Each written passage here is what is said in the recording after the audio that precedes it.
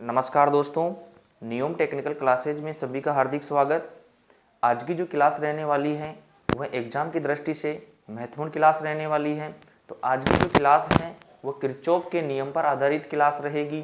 तो देखिए, किरचॉफ का जो नियम है वह एग्जाम की दृष्टि से महत्वपूर्ण नियम है, क्योंकि इस नियम से प्रत्येक एग्जाम में क्वेश्चन देखने को मिलता है। जैसे टेक्निकल हेल्पर के हम पेपर देखेंगे तो उसमें भी क्या है, किरचॉफ के नियम के आधारित क्वेश्चन पूछे गए हैं।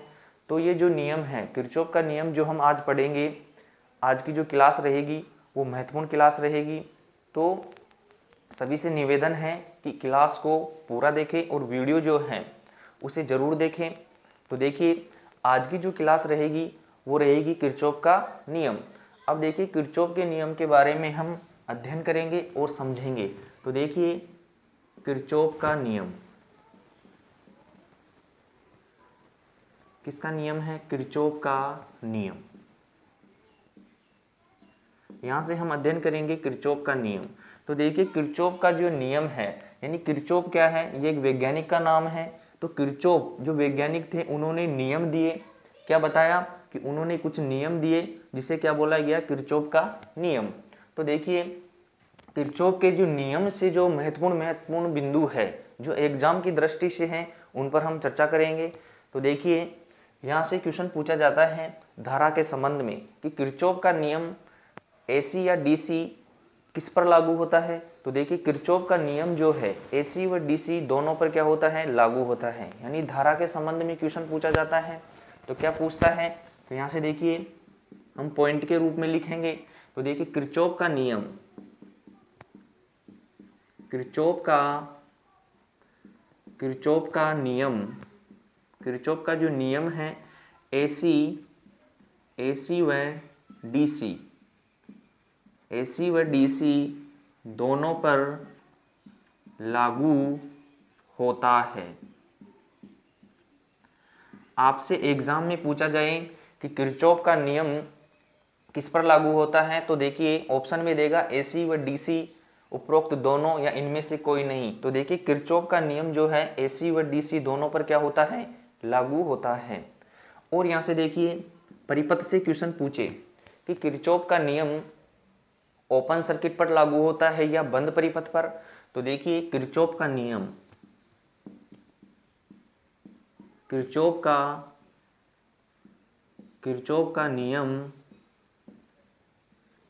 बंद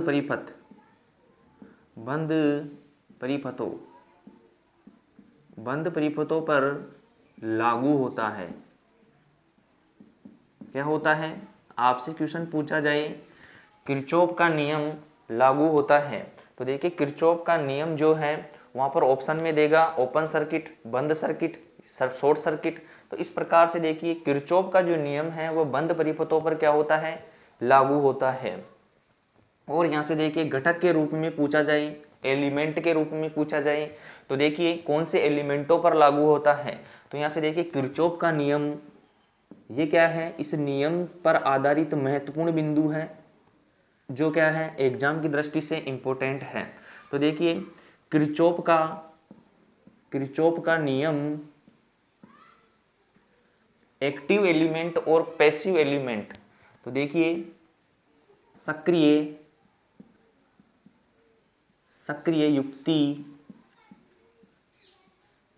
युक्तियां वह जिसे क्या बोलते हैं, निष्क्रिय युक्तियों पर लागू होता है। आपसे क्वेश्चन पूछा जाए कि किरचॉफ का नियम कौन सी युक्तियों पर लागू होता है, तो देखिए किरचॉफ का नियम सक्रिय मतलब क्या होता है, एक्टिव एलिमेंट, और निष्क्रिय यानी पैसिव एलिमेंट यानी दोनों पर क्या होते हैं, लागू होते हैं। तो यहाँ से देखिए, किरचॉफ का नियम सक्रिय युक्तियां और निष्क्रिय युक्तियों पर क्या होता है, लागू होता है। तो यहाँ से देखिए, जो सक्रिय यानी एक्टिव जो एलिमेंट होते हैं, तो एक्टिव एलिमेंट ध्यान रखिए, इलेक्ट्रॉनिक्स उपकरण जो होते हैं उनमें जो डायोड जैसे ट्रांजिस्टर आदि उपकरण इसमें क्या आते हैं, एक्टिव एलिमेंट के अंतर्गत आते हैं। तो ध्यान रखें, यहाँ से देखिए पैसिव एलिमेंट के अंतर्गत कौन से युक्तियाँ आती है या कौन से तत्व आते हैं। तो देखिए यहाँ से ध्यान रखें, यहाँ से पूछा जाए कि जो निष्क्रिय जो युक्तियाँ होगी उसमें देखिए रजिस्टर, कैपेसिटर और इंडक्टर, ये कौन सी होती हैं, निष्क्रिय युक्तियाँ। इनके बारे में हम अलग से डिटेल्ड क्लास लेंगे, तो उसमें हम अच्छी तरह से और पढ़ेंगे। तो देखिए किरचॉफ का जो नियम है, ध्यान रखिए सक्रिय युक्तियाँ और निष्क्रिय युक्तियों पर क्या होता है, लागू होता है। और देखिए यहाँ से पूछा जाए किरचॉफ का नियम, ये इंपॉर्टेंट बातें आप ध्यान रखें। किरचॉफ का नियम, किरचॉफ का नियम रेखीय वह अरेखीय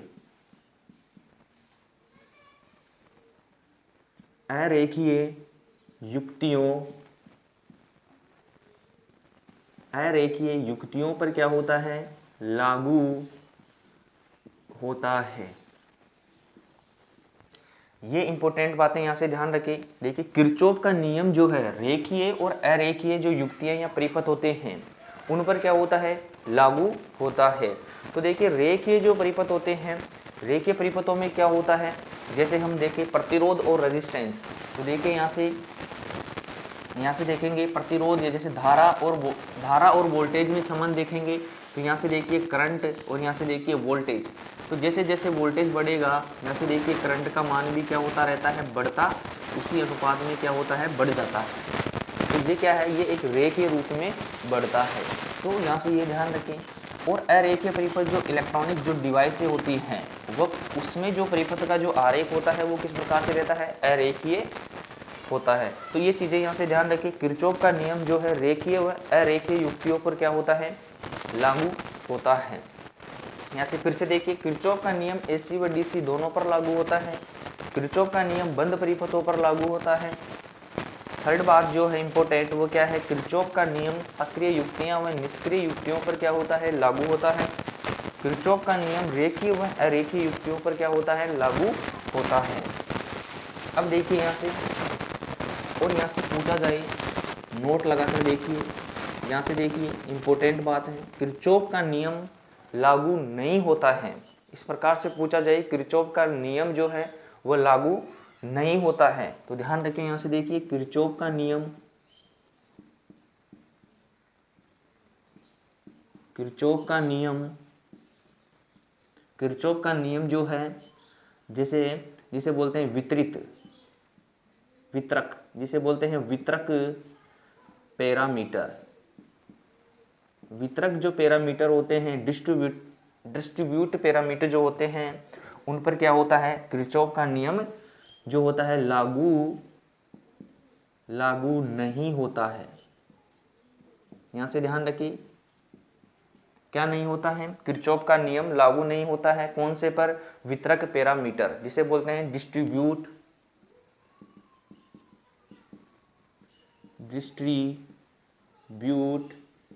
पैरामीटर। ध्यान रखें, डिस्ट्रीब्यूट पैरामीटर जो होते हैं उस पर क्या नहीं होता है, लागू नहीं होता है। जो वितरक लाइनें होती हैं, डिस्ट्रीब्यूटेड जो लाइनें होती हैं, उस पर क्या नहीं होता है, किरचॉफ का नियम लागू नहीं होता है। तो इतनी इंपॉर्टेंट बातें इस नियम से आप यहाँ से ध्यान रख सकते हैं। और देखिए, जो किरचॉफ का जो नियम है, इससे क्या किया जा सकता है, धारा, वोल्टेज और प्रतिरोध में संबंध ज्ञात किया जा सकता है। तो यहाँ से ध्यान रखिए, देखिए किरचॉफ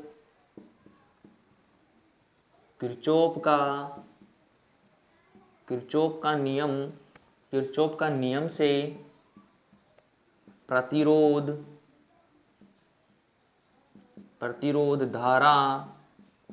और वोल्टेज में संबंध ज्ञात किए जा सकते हैं। तो देखिए, किरचॉफ का नियम से प्रतिरोध, धारा, वोल्टेज में संबंध क्या किया जा सकता है, ज्ञात किया जा सकता है। तो ये चीजें यहाँ से ध्यान रखें। और देखिए, किरचॉफ जो वैज्ञानिक हैं, इन्होंने क्या किया है, धारा और वोल्टता पर आधारित जो है दो नियम, इन्होंने क्या दिए, धारा और वोल्टेज पर आधारित इन्होंने क्या दिया, 2 नियम दिए। तो देखिए 2 नियम का क्या किया, प्रतिपादन किया। तो देखिए यहाँ से देखेंगे,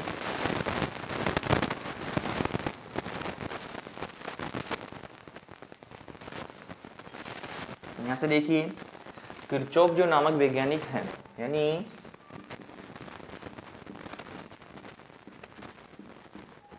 किरचॉफ नामक वैज्ञानिक ने, यहां से देखिए धारा व, देखिए किरचॉफ नामक वैज्ञानिक ने धारा व वोल्टेज, धारा या वोल्टता, यहां से देखिए वोल्टता, धारा व वोल्टता से संबंधित 2 नियम का क्या किया, प्रतिपादन किया। तो 2 नियम का क्या किया, प्रतिपादन।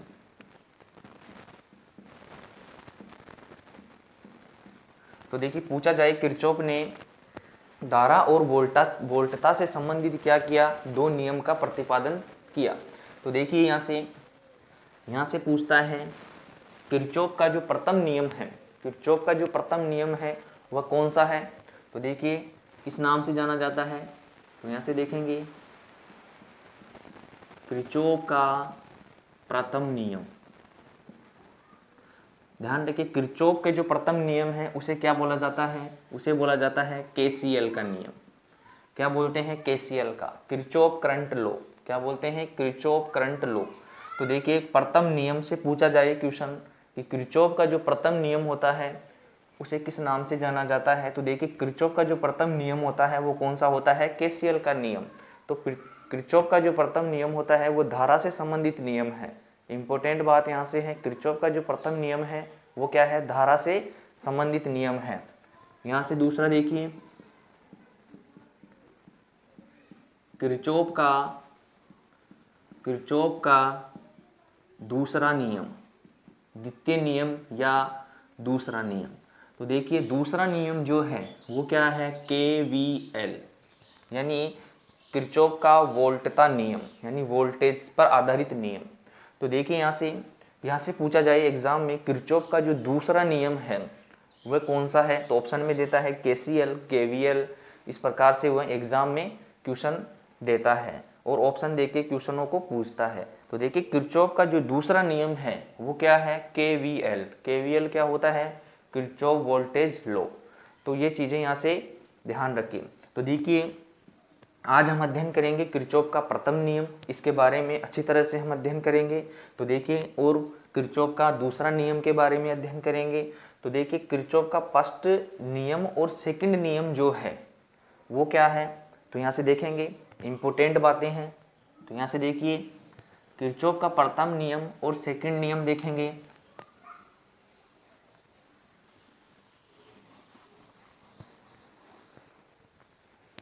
तो यहाँ से देखिए इंपॉर्टेंट लगा लीजिए किरचॉफ का, यहाँ से देखिए किरचॉफ का प्रथम नियम, यहाँ से देखिए किरचॉफ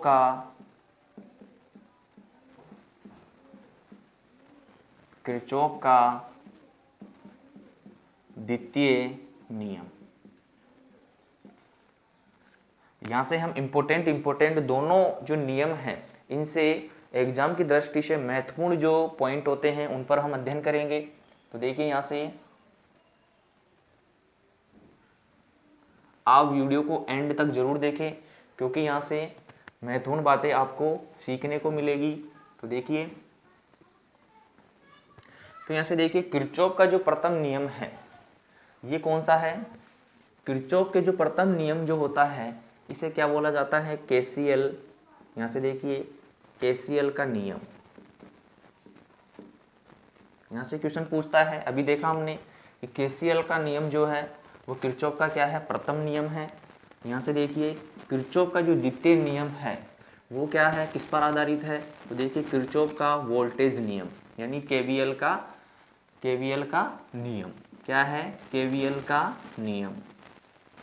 तो देखिए किरचॉफ का जो प्रथम नियम है वो केसीएल का नियम होता है और किरचॉफ का जो द्वितीय नियम है वो कौन सा होता है? केवीएल का नियम। तो यहां से देखिए,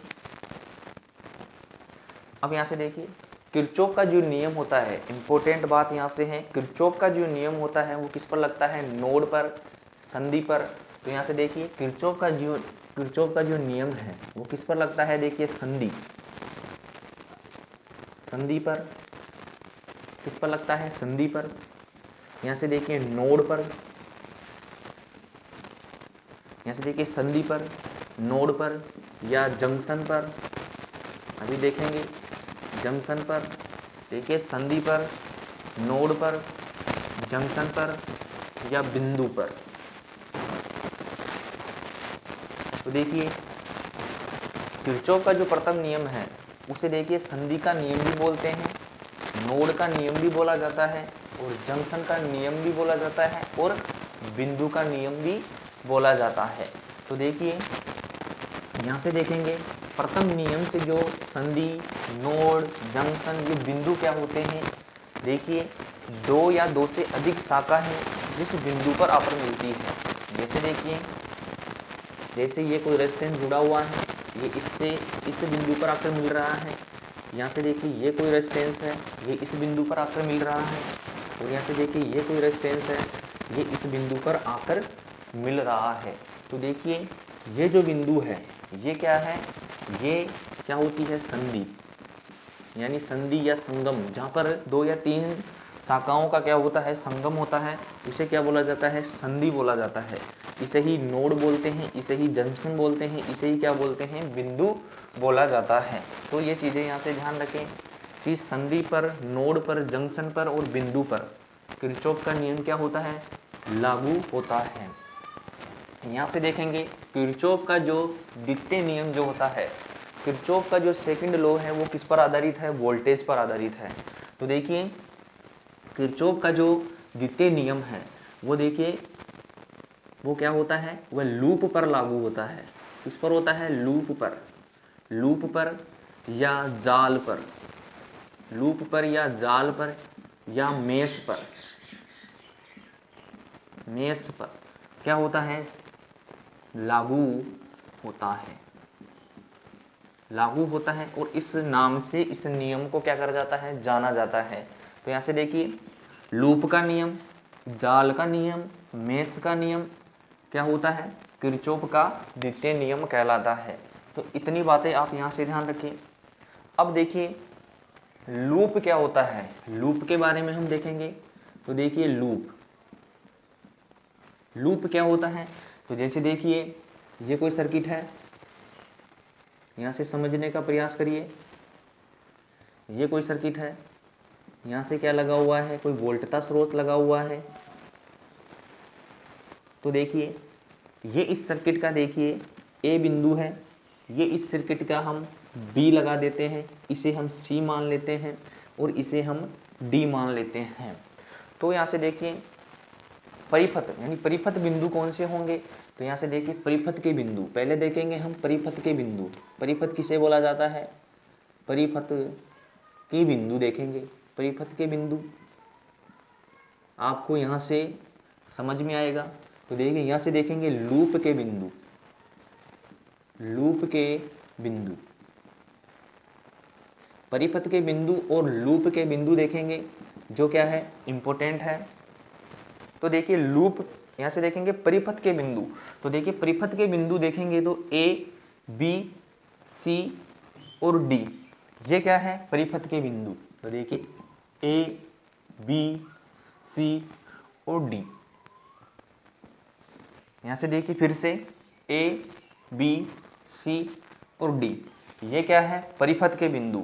अब देखेंगे लूप के बिंदु। तो लूप के बिंदु देखिए ए, बी, सी, डी और ए, ये क्या हो गया है? एक बंद लूप हो गया है। तो यहाँ से देखिए ए, बी, सी, डी और ए, ये क्या होता है? लूप। लूप अब समझ में आ गया है कि यहाँ से स्टार्ट होंगे और इसी बिंदु पर आकर क्या होंगे? हम समाप्त होंगे।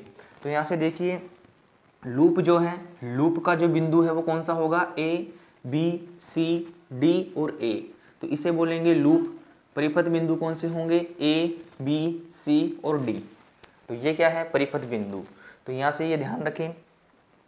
अब देखिए लूप, जाल, मेष पर क्या होता है, ये नियम लागू होता है। अब यहाँ से देखिए इस नियम में क्या होता है, किरचॉफ का जो प्रथम लॉ है, किरचॉफ का जो प्रथम नियम है, ये देखिए क्या है कि इस जंक्शन बिंदु पर, यानी जो ये संधि बिंदु है, इस पर आने वाली धारा और जाने वाली धारा जो है वो क्या रहेगी, बराबर रहेगी। और इस बिंदु पर देखिए, इस संधि बिंदु पर क्या होगा कि इस संधि बिंदु पर धारा का बीजगणितीय योग क्या होगा, शून्य होगा। तो देखिए यहाँ से इंपॉर्टेंट बातें ध्यान रखिए कि यहाँ से देखिए आई जो रहेगी, यानी इस बिंदु पर, इस संधि बिंदु पर जो बीजगणितीय योग रहेगा धारा का, वो क्या रहेगा, शून्य रहेगा। तो यहाँ से देखिए सिग्मा आई, यहाँ से देखिए ये कौन सी धारा है, मानो आने वाली धारा बराबर क्या होगी, सिग्मा आई जाने वाली धारा।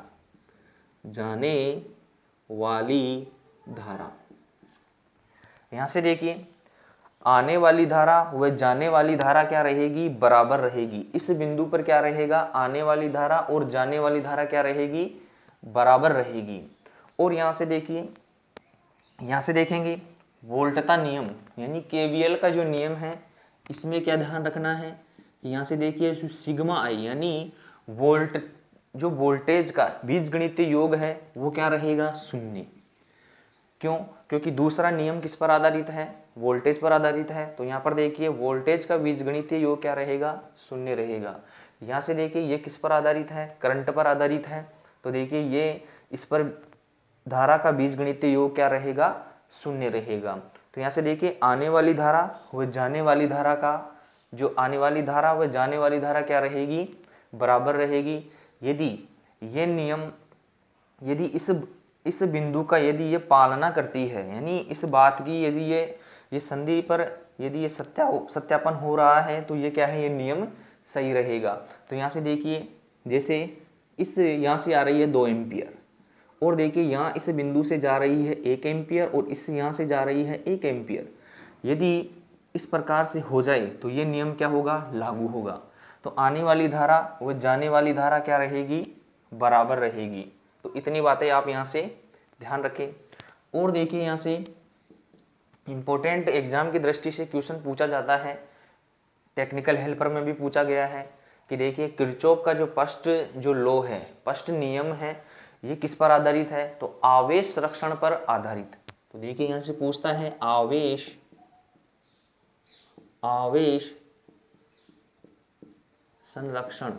संरक्षण पर आधारित नियम, आवेश संरक्षण पर आधारित नियम।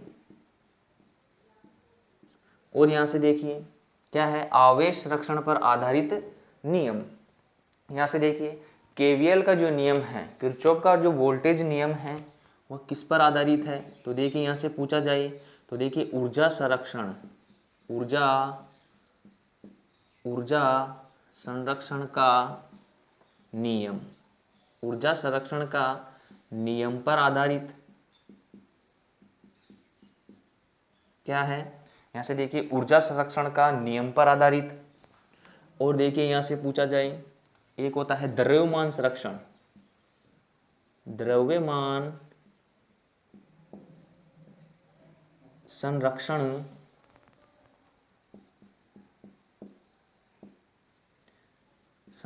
पर आधारित नियम। तो देखिए यहां से इंपॉर्टेंट बातें ध्यान रखें कि जो किरचॉफ का जो प्रथम नियम होता है वो आवेश संरक्षण पर आधारित नियम होता है, और ऊर्जा संरक्षण पर और द्रव्यमान संरक्षण पर जो नियम आधारित होता है वो कौन सा होता है, किरचॉफ का द्वितीय नियम। तो यहां से ये चीजें ध्यान रखें। और इंपॉर्टेंट बातें जो हैं वो फिर से यहाँ से देखिए, किरचॉफ का प्रथम नियम और किरचॉफ का द्वितीय नियम, आप इसका स्क्रीनशॉट ले सकते हैं। तो ये एग्जाम की दृष्टि से इस बिंदुओं से भी क्वेश्चन पूछे जाते हैं। और यहाँ से टेक्निकल हेल्पर एग्जाम में यहाँ से क्वेश्चन पूछा गया है कि दो या दो से अधिक शाखाओं का एक स्थान पर मिलने वाले बिंदु को क्या बोला जाता है? तो देखिए उसे बोला जाता है संधि, नोड। ऑप्शन में नोड दे रखा था, तो देखिए कौन सा होगा? नोड।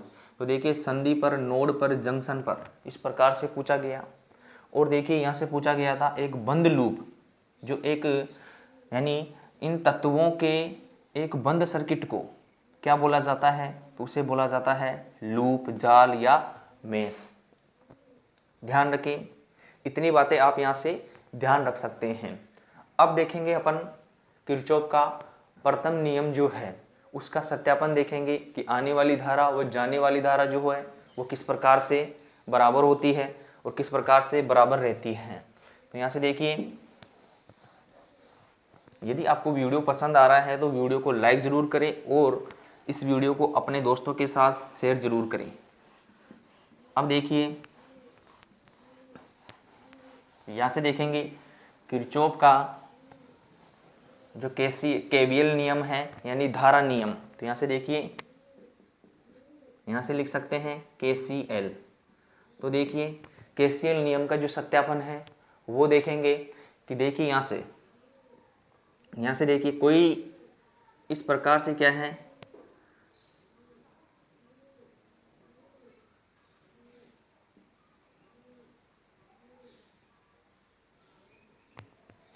अब यहाँ से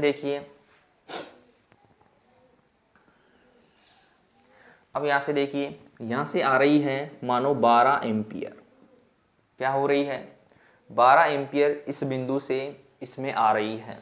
यहाँ से देखिए, यहाँ से 2 एम्पियर क्या हो रही है? करंट क्या हो रही है? बाहर निकल रही है। क्या हो रही है? 2 एम्पियर की करंट बाहर निकल रही है। और यहाँ से देखिए, और यहाँ से कितनी करंट निकल रही है? 2 एम्पियर। तो देखिए यहाँ पर देखेंगे, तो यहाँ पर देखिए इस बिंदु पर धारा का मान कितना रहेगा? तो यहाँ से देखिए 12 एम्पियर क्या हो रही है? इसमें प्रवेश कर रही है। तो देखिए इस बिंदु में क्या हो रही है?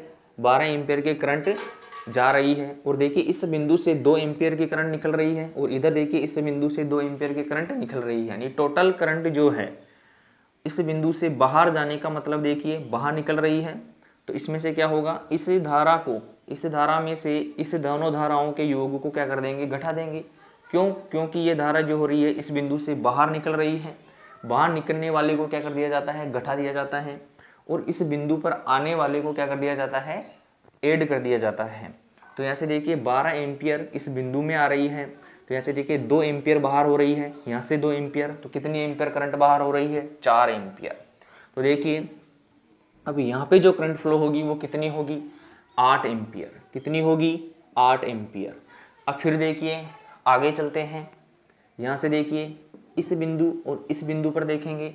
यहाँ से देखिए 2 एम्पियर की करंट क्या हो रही है? यहाँ से 2 एम्पियर की करंट क्या हो रही है? बाहर हो रही है। तो देखिए यहाँ से क्या हो रही है? 2 एम्पियर की, फिर क्या हो रहा है? 2 एम्पियर की करंट क्या हो रही है? बाहर हो रही है। तो यहाँ से देखिए 4 एम्पियर की करंट क्या हो रही है? बाहर हो रही है। बाहर निकल रही है तो क्या होगी? आने वाली करंट में से क्या हो जाएगी? घट जाएगी। तो देखिए 4 एम्पियर में से हम इसे घटाएंगे, 4 एम्पियर 8 एम्पियर में से हम घटाएंगे तो कितना एम्पियर इस बिंदु पर रहेगा? 4 एम्पियर। कितना रहेगा? 4 एम्पियर। फिर आगे चलते हैं। यहाँ से देखिए 2 एम्पियर क्या हो रही है? करंट बाहर निकल रही है।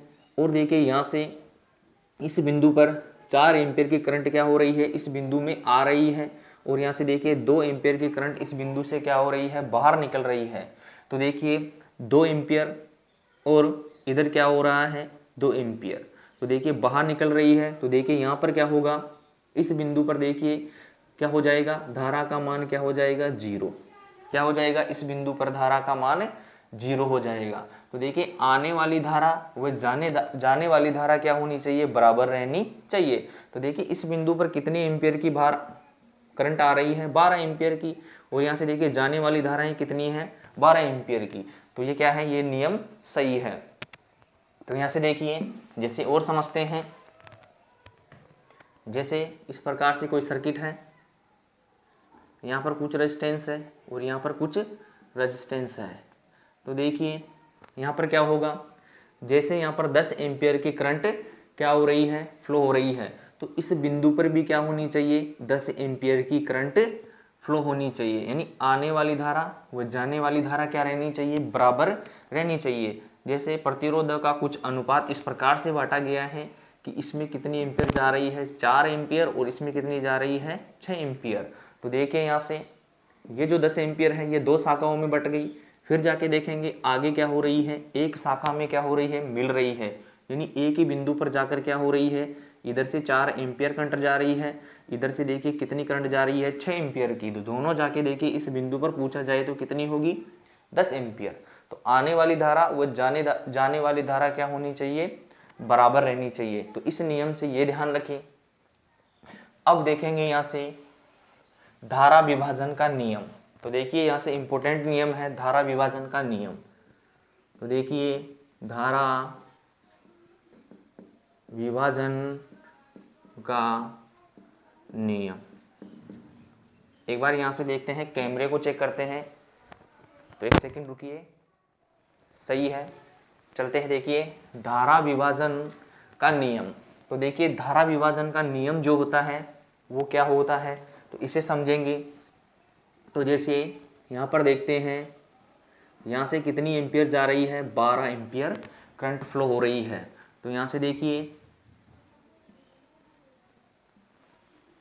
ये कोई रेजिस्टेंस है, यहाँ पर भी कोई क्या है, रेजिस्टेंस जुड़ा हुआ है। तो देखिए यहाँ से ये क्या है, इसे नाम दे देते हैं I1, इसे नाम दे देते हैं I2।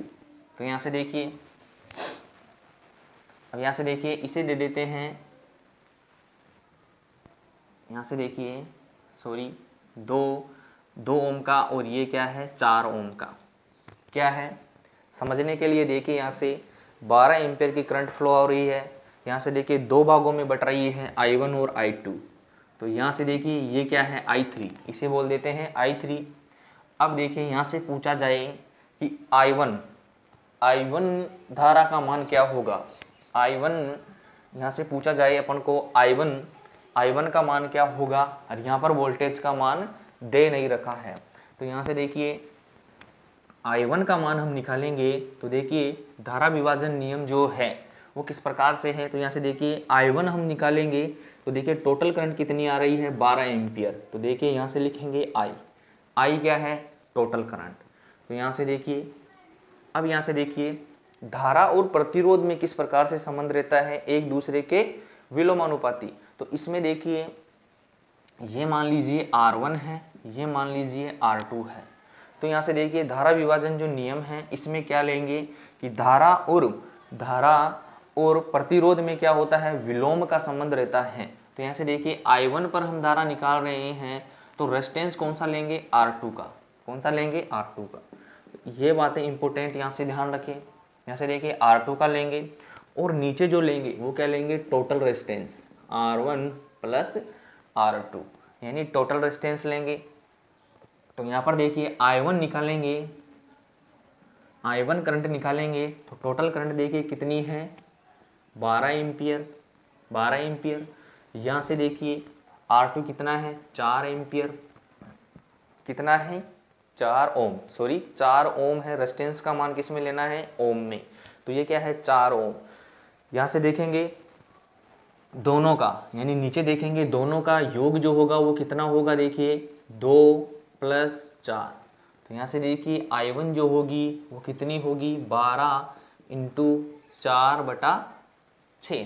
तो यहाँ से देखिए जब इसको डिवाइड करेंगे तो कितनी बार जाएगा, 2 बार। तो यहाँ से देखिए I1 बराबर देखिए कितना हो जाएगा, 8 एम्पियर। कितनी करंट फ्लो होगी, यहाँ से देखिए 8 एम्पियर। 8 एम्पियर इस शाखा में से फ्लो होगी। तो देखिए 12 एम्पियर इधर आ रही थी। तो देखिए I2 जो है इसका मान कितना होगा, अब हम निकाल सकते हैं। 8 एम्पियर इधर गई तो कितनी जाएगी, इधर शेष बची हुई करंट इधर फ्लो होगी। तो कितनी होगी, यहाँ से देखिए 4 एम्पियर। अब देखते हैं यहाँ से, इससे जो नियम है धारा विभाजन का जो नियम है इससे सोल्व करेंगे। तो देखिए यहाँ से I2 निकालना है। तो एक चीज़ यहाँ से ध्यान रखना है, पहले क्या लेना है, कुल करंट। कुल करंट को देखिए यहाँ से गुना करेंगे तो देखिए यहाँ पर I2 निकाल रहे हैं तो अपन को कौन सा रेजिस्टेंस लेना है, R1 का। तो R1 का रेजिस्टेंस लेंगे तो यहाँ से देखिए कितना है, 2 ओम। टोटल रेजिस्टेंस लेंगे, टोटल नीचे देखेंगे कुल रेजिस्टेंस कितना है, यहाँ से देखिए 2 और 4 कितना है, 6। यहाँ से देखिए I2 बराबर I1 की जगह, I की जगह हम रख सकते हैं 12 एम्पियर, क्योंकि टोटल करंट है। तो यहाँ से देखिए 6 दूनी 12, तो यहाँ से देखिए कितना हुआ, 4 एम्पियर। तो इस प्रकार से देखिए ये किसका नियम है, धारा विभाजन का नियम। तो यहाँ से I1 और I2 इस नियम से ज्ञात की जाती है। और यहाँ से देखिए एक चीज इंपॉर्टेंट और ध्यान रखिए, ये क्या है, इस प्रकार से कोई प्रतिरोध जुड़े हुए हैं, इस प्रकार से कोई इंडक्टर भी जुड़े हुए रह सकते हैं और कैपेसिटर भी जुड़े हुए रह सकते हैं। तो यहाँ से देखिए इंडक्टर के लिए देखेंगे,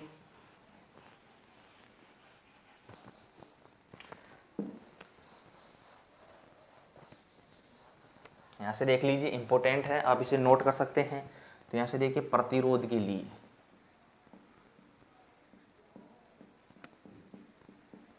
प्रतिरोध के लिए देखेंगे धारा नियम। तो धारा नियम अभी हमने देखा कि करंट निकालेंगे I1 निकालेंगे या I2 हम निकाल सकते हैं।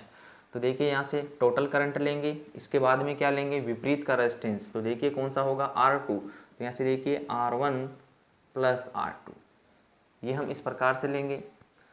इस प्रकार से सर्किट देखिए किस प्रकार से सर्किट रहेगा,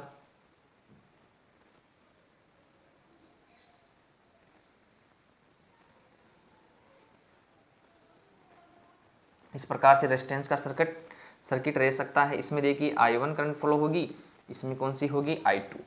तो ये ध्यान रखें। इस प्रकार से प्रतिरोध के लिए। अब देखेंगे इंडक्टर के लिए, यानी प्रेरक के लिए।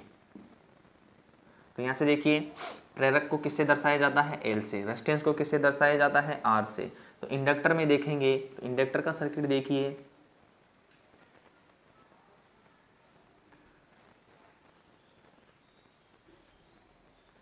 यहाँ से देखेंगे I, तो I1 I2 इसमें फ्लो होगी।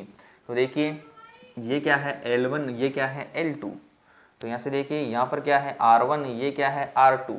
तो देखिए यहाँ पर प्रेरक के लिए देखेंगे, प्रेरक के संदर्भ में हम करंट निकालेंगे। तो यहाँ से देखिए वही जिस प्रकार से रेजिस्टेंस में था उसी प्रकार से हम इसमें लेंगे। तो देखिए I1 निकालेंगे तो क्या होगा, टोटल करंट इंटू सेकेंड का इंडक्टर, इंडक्टर में प्रेरक। तो यहाँ से देखिए L1 प्लस L2, इस प्रकार से इनमें इंडक्टर के संदर्भ में लेंगे। और यदि कैपेसिटर के संदर्भ में हो, यहाँ से देखेंगे संधारित्र के संदर्भ में। संधारित्र को किससे दर्शाया जाता है, C, कैपेसिटेंस से। तो यहाँ से देखिए इस प्रकार से कोई कैपेसिटर जुड़े हुए हैं।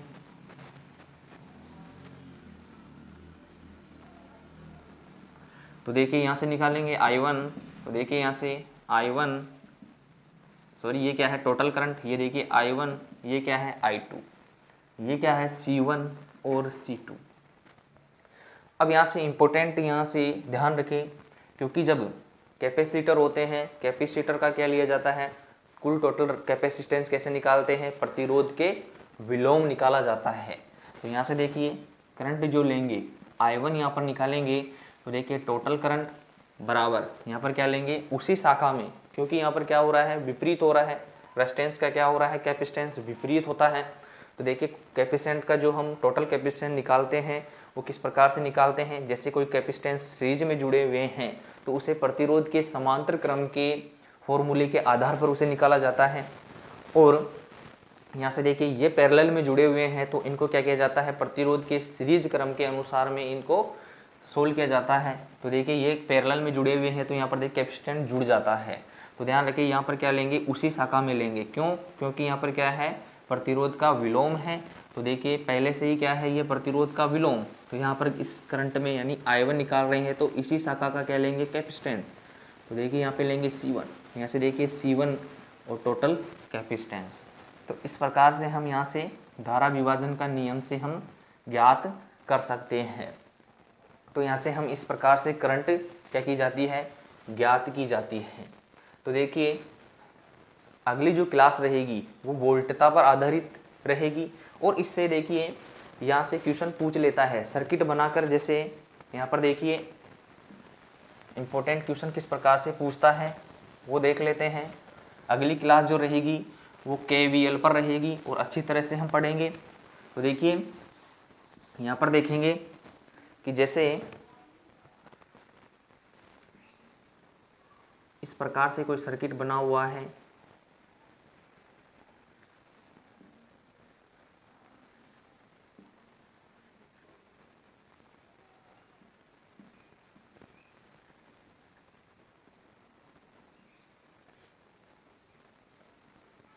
यहाँ पे बिंदु दे देता है A और देखिए यहाँ से जा रही है 10 एम्पियर। कितनी जा रही है? 10 एम्पियर। यहाँ से देखिए 2 एम्पियर इधर जा रही है और 2 एम्पियर इधर जा रही है और 2 एम्पियर क्या हो रही है? इधर फ्लो हो रही है। तो देखिए यहाँ से पूछता है ये स्विच जो है ये क्या है? ओपन स्विच है। ओपन का मतलब क्या है? खुला स्विच। तो देखिए यहाँ से पूछा जाए कि ए बिंदु पर धारा का मान क्या होगा? तो यहाँ से देखिए 4 एम्पियर, 6 एम्पियर, 0 एम्पियर या 10 एम्पियर। तो इस प्रकार से ऑप्शन देके एग्जाम में क्वेश्चन पूछ लेता है। तो देखिए यहाँ पर ध्यान रखिए कि यहाँ पर क्या हो रहा है? स्विच क्या है? खुला है। तो इस बिंदु पर क्या करंट फ्लो होगी? नहीं होगी। तो यहाँ पर क्या रहेगा? 0 एम्पियर। तो इस प्रकार से क्वेश्चन पूछता है। वो जब हम इनके क्वेश्चन पढ़ेंगे तब वहाँ पर अच्छी तरह से और इनके बारे में देखेंगे कि किस टाइप से क्वेश्चन पूछे जाते हैं। तो यहाँ पर इम्पोर्टेंट बातें आप यहाँ से ध्यान रख सकते हैं। और यदि आपको ये वीडियो पसंद आया है तो वीडियो को लाइक ज़रूर करें और अपने दोस्तों के साथ शेयर भी करें और वीडियो को कंप्लीट देखें, क्योंकि इस वीडियो पर आधारित एग्ज़ाम में, प्रत्येक एग्ज़ाम, टेक्निकल एग्ज़ाम में क्वेश्चन पूछे जाते हैं। तो यदि आपको वीडियो पसंद आया है तो वीडियो को लाइक ज़रूर करें। धन्यवाद। जय हिंद, जय भारत।